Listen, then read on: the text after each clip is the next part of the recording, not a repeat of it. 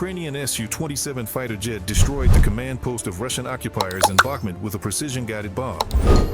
According to Ukrainian military personnel, the enemy had only recently managed to deal with the aftermath of the previous two strikes. Based on intercepted communications, the attack was quite effective. And in the Lyman direction, Ukrainian soldiers discovered and destroyed the position of so-called Russian drone operators who were shelling defense force positions using fiber-optic controlled UAVs. As a result of a precise strike, the enemy's shelter was blown up, and the operators who tried to escape the position on a motorcycle were eliminated as well.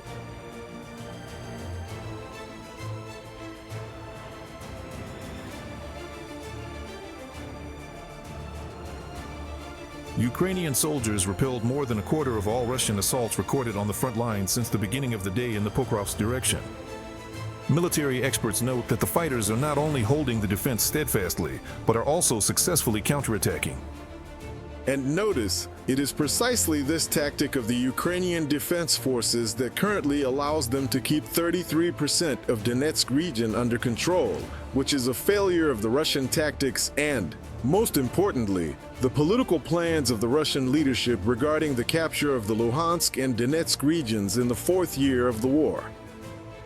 And at this point, even the intermediate goals of the so-called special military operation have not been achieved. The situation is also difficult in the Alexandrovsk and southern Slobozhansky directions. There, since the beginning of the day, according to the General Staff of the Ukrainian Armed Forces, Ukrainian soldiers have repelled more than 30 Russian assaults in total. They even tried, in the Alexandrovsk direction, to attack with columns. Everyone knows perfectly well how that turned out. The column didn't make it through, because the mechanized component today, to be honest, just doesn't play the same role it did a year ago, let alone 2 years ago. Today, there's little air support. Drones have completely taken over this HM, part of both the attacking and defending forces. That's why, dead zones for vehicles are now basically guaranteed. Ukrainian paratroopers posted an epic video of clearing out tree lines from Russian occupiers at full speed. They note that even when assault troops run out of ammo during an airdrop, they still keep firing at the enemy with their rifles and even with shotguns. The result is a completed mission and a secured tree line, plus footage shot by a reconnaissance drone.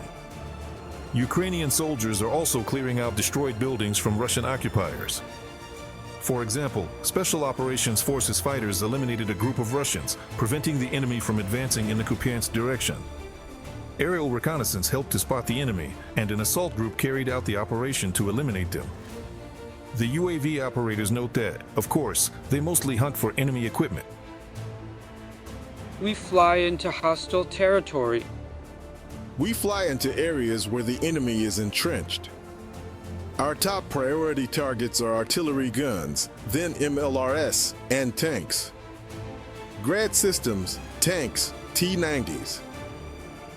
The Ukrainian Defense Forces eliminated 1,020 Russian servicemen over the past day.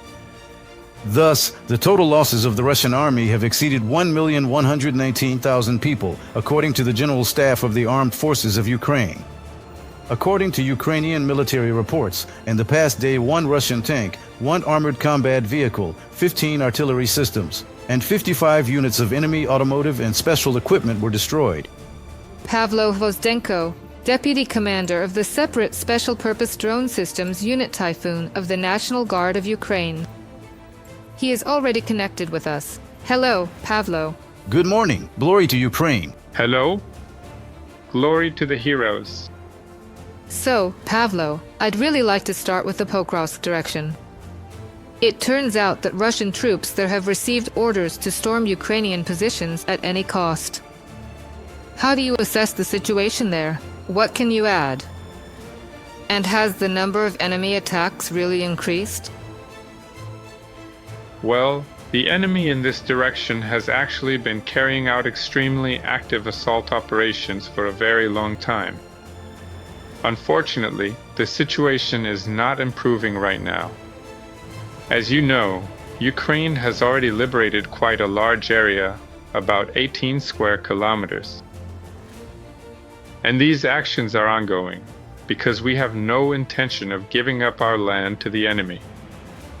So, just as there are active assaults from the enemy, on our side there are also serious countermeasures, which are having their effect. That's how it is. But overall, the enemy is acting very actively, deploying a large number of drones, bringing in heavy equipment, and of course, using their tactic of infiltrating with small groups. In other words, they keep doing this to minimize their losses. Nevertheless, as we can see from the statistics, every day a large number of enemy personnel are being eliminated by our defense forces. Pavel, you know, we can actually track several directions on the Pokrovsk section. That is, there is the northern section, where that Dobropilia breakthrough took place, which is now being successfully contained by the defense forces of Ukraine. There are attacks from the south, attacks from the southwest. So, are there any particular features or specifics for each area of fighting around the Pokrovsk agglomeration? Well, as you can see on the map, you can see the movement of the line of defense, the line of contact. So, the enemy always tries to advance in such a way as to encircle certain areas, because they've realized that, for example, taking large cities is very difficult for them. In such cases, they suffer huge losses, and accordingly, if we talk about the Pokrovsk and Myrnograd agglomeration, they are bypassing it from both sides. By doing so, they manage to seriously disrupt our logistics, because drones can easily block our supply routes for the troops stationed in this so-called pocket, right? And accordingly, this makes it much more difficult to deliver provisions, ammunition, and, well, to defend these areas as well. So, as we saw in the area of Zolotokolodets, the enemy initially advanced further, but their advance was halted and, as a result, their positions were destroyed. And today, the operation to eliminate the remaining enemy troops there is ongoing. That's the situation. So, basically, they want to move this way in most areas, because they see that this tactic generally allows them to disrupt logistics and, as a result, weakens our forces that are trapped in these pockets. So, well, I would say that the tactics are pretty similar overall.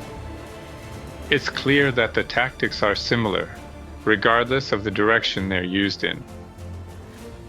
But I also want to point out that the enemy is, of course, actively using the terrain, all sorts of structures, and spoil heaps that are present in the area, and they're taking advantage of that. Yes, as we've seen, in this case there haven't been any such advances, but for example, in the Kupiansk direction, the enemy was actually moving along pipelines.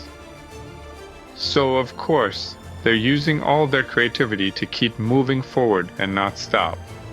Subscribe to The Gaze and stay updated on the most important events, top news from Ukraine and all over the world, in-depth analysis, exclusive reports and interviews, all on hand in our channel. Join our community of viewers and stay tuned.